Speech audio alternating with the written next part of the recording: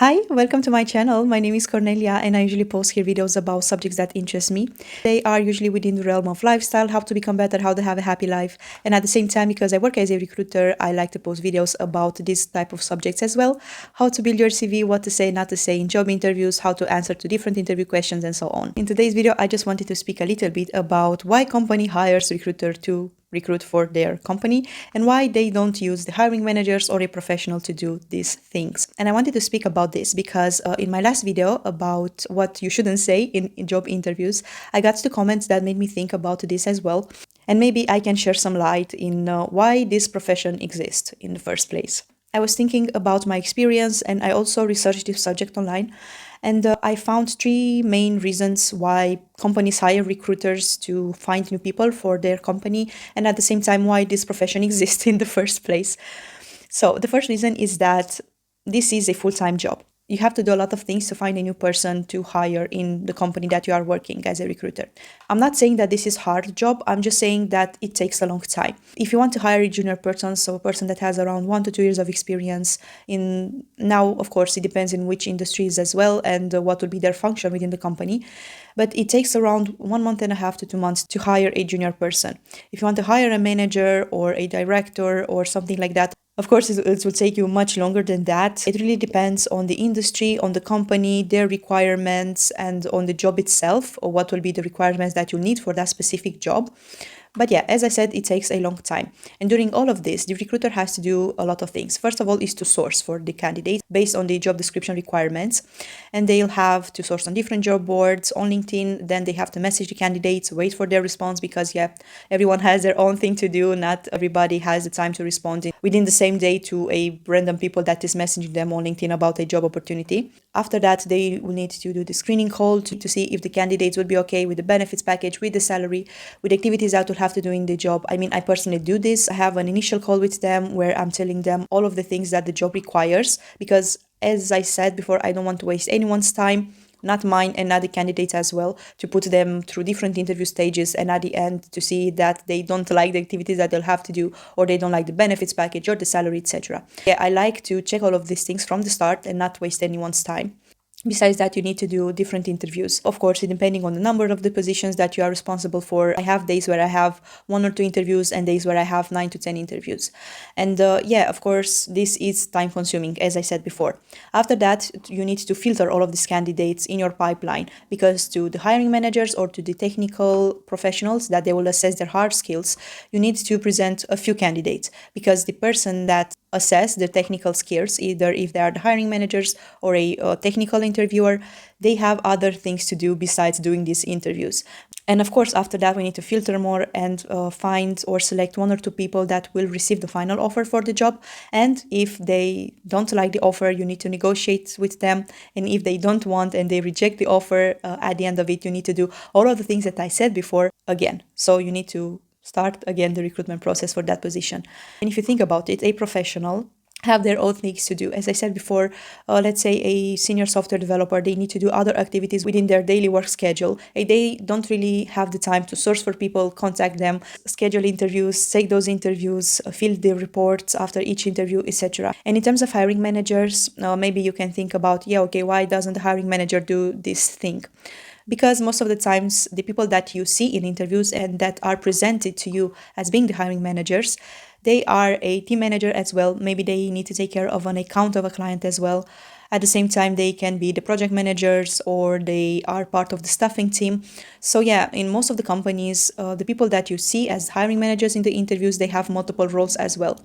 Because, of course, the companies want to be profitable, so they will try to reduce every cost that they can. This means that they will attribute it as much responsibilities as they can to each employees that they have because they don't want to hire a lot of persons that are doing specific things within the company. As I said, my job is to filter candidates through different stages during the recruitment process so I can present the best one to the people that will work with them on a daily basis, hence the managers or a technical person from the team that they will be assigned to after they get the job. This is a simplistic way, let's say, of describing the recruitment process and telling you that, yeah, it's very time consuming to do all of these activities and no one wants to have this side thing to do on top of their daily activities as well in a company. The second reason, and this is something that a lot of people overlook, is that recruiters most of the time have to check two things during the HR interview and the discussions that they have with the candidates, and they are the soft skills that are required and necessary for that job, and the cultural fit of that candidate with the company. And yeah, I just want to tackle both of them. The first one, the soft skills. The interviewers and the representatives of the company wants to assess two things, the soft skills and the hard skills. This will be the skills that you need to have to achieve your daily responsibilities, right? For a software developer, their main hard skills is to write code in a certain programming language, work with databases. For a UI/UX designer, they will need to know to work with different programs, Figma, Sketch. So yeah, basically this will be the things that a person needs or a professional needs to do their work well.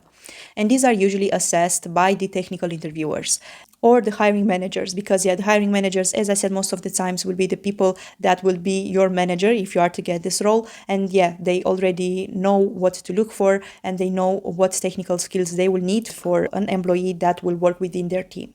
The thing is that for every job you need soft skills as well. Soft skills are side abilities that you have that will allow you to do your job well. And these are resilience, communication skills, the ability to work in a team, the ability to deliver or to do your task in a time frame that was initially assessed. It's my job to assess these skills. You have to understand that every recruiter, or most of the recruiters, have a background of psychology or social sciences or economics. And during their studies, they've learned how to assess all of these skills. They've learned how to conduct interviews, what to ask to see if the person really has that skill or not, and of course, how to analyze the answers that the candidates gave to certain questions, so they can see if they will be a good fit in terms of the soft skills for that position. I know that a point of one of the two comments that I received on my last video, they don't like to be assessed and play stupid games with a recruiter that doesn't really know what their job meant or what will be the activities that they'll need to do on a daily basis. The questions that we ask, I speak for myself now. I don't want to speak for every recruiter out there, because I know that, as in every profession, there are people that are good at their profession and people that are bad, and people that have this power trip and they make you feel awful during interviews. I can say that this is not my case, so that's why I just want to speak for myself, as this is my opinion. I don't play any games with the candidates during the interviews. I just plainly ask them about different things or different projects that they've done, because I need to see that if through their past behaviorals they achieved or they gained the skills that I need to look for that position. I can't straight ask you, are you a creative person, or do you know how to think out of the box? And you will say yes. And then I'll go to the next skill. This is not a right assessment. I can't believe you when you are saying, yes, I think out of the box. No, most of the time I will ask for a specific example from your life, or a specific project or a specific situation from your work experience where you were thinking out of the box. And of course, I'm interested to see what was the situation, what was your behavioral, so what were the things that you discover, or what were your strategies of finding new solution to that problem, and what were the outcome of your behavioral of the solutions that you find by thinking out of the box. Based on this description that the candidate will give me, I will assess if you really have a out of the box thinking or not. These are skills that I have to check and that are important for the functions or for the day-to-day activities that you'll have to do. Now about the cultural fit. I know that everyone rolls their eyes when I speak about cultural fit, but this is important as well. And of course, I speak for myself now, because for me, cultural fit is for you being a decent person. When I'm checking the cultural fit of a candidate, most of the times I just want to see if that candidate won't be a problematic employee. Because if I see some fishy things during their behavioral in interviews, I can understand that if they are doing this during an interview, most likely they will do that in their work life, in their daily activities as well.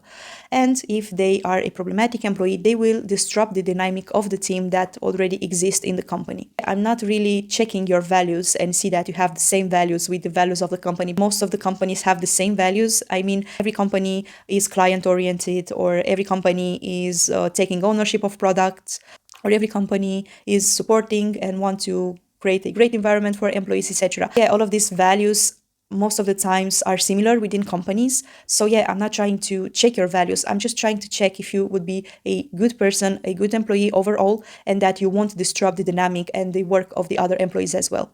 Because if your soft skills are lacking, or if you are a problematic employee, you'll make others feel uncomfortable, and this will affect their performance as well.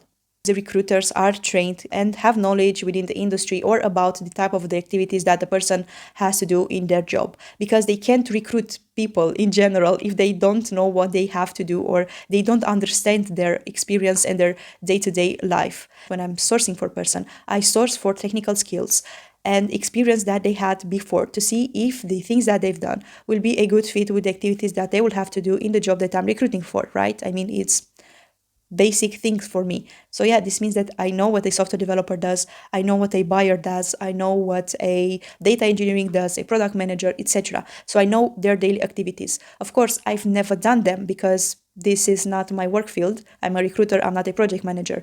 But I know what their daily activities should imply. And because I know this, I can select people that will be a good fit for that role in terms of their past experiences and skills that they have. So yeah, telling that a recruiter doesn't know anything about your daily activities or the things that you have to do, etc., I think it's not a correct claim, because as I said, most of the people know. Because if they didn't know or didn't have this knowledge, they can't select you in the first place. Most of the times, recruiters don't know specific things like what will be your KPIs or what will be your workload. Most of the time, the client will be confidential, so I can tell you, I know that I have a lot of people that are asking me about their KPIs. I don't know, and I don't think that this would be my place to say, because I don't know the KPIs of every person for every seniority within this company. This is something that a manager has to know. Most of the times, the KPIs are for a specific person. So for example, I have the normal KPIs, getting all of the positions filled, and on top of that, I have my personal KPIs that are important to me. So yeah, these are my personal goals that I want to achieve within this company. And the third reason, oh my god, this video is so long. And the third reason is that hiring a recruiter is cheaper for the company than hiring a professional in that field that will do the recruitment process. If you need a person that you want to assess the employees within a work field, you'll have to hire a senior person. This means that they will be a bigger cost because they will want a bigger salary, right? And if you hire a recruiter, most of the times the salary for a recruiter is much less than a salary of a professional in that work field. And yeah, this means that hiring a recruiter, it will be cost efficient for them.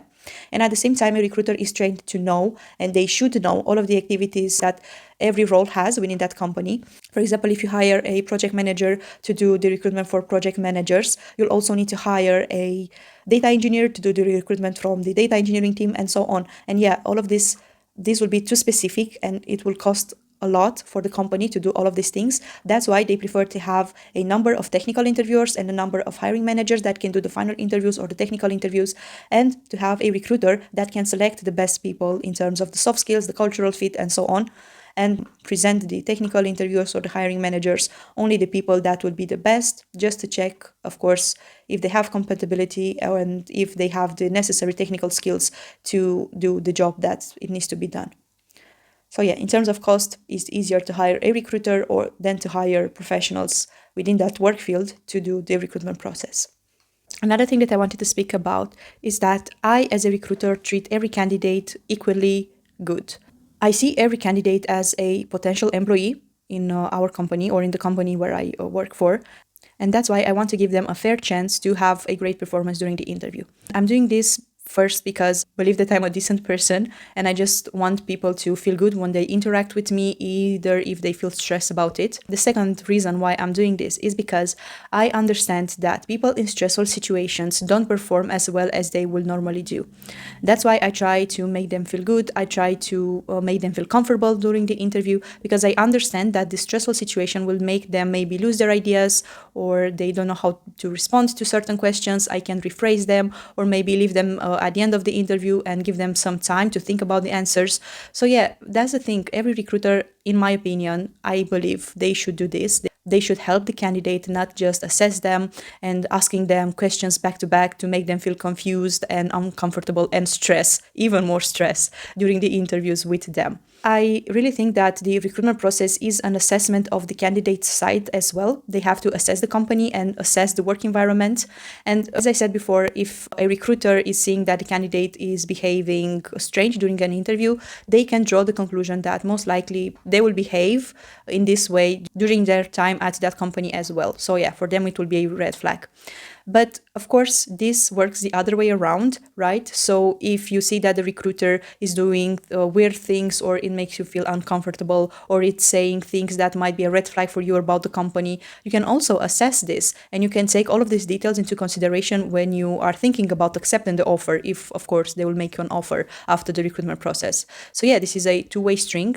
You as a candidate can assess the company, and the recruiter and the interviewers will assess you as a potential employee for the company. So yeah guys, this is all from my side. Thank you so much for watching this video. If you liked it, don't forget to press the like button, and if you want to see more content like this, don't forget to subscribe. I would like to see your opinion in the comments down below, and yeah, stay tuned for the next video. Thank you so much for watching guys. Bye!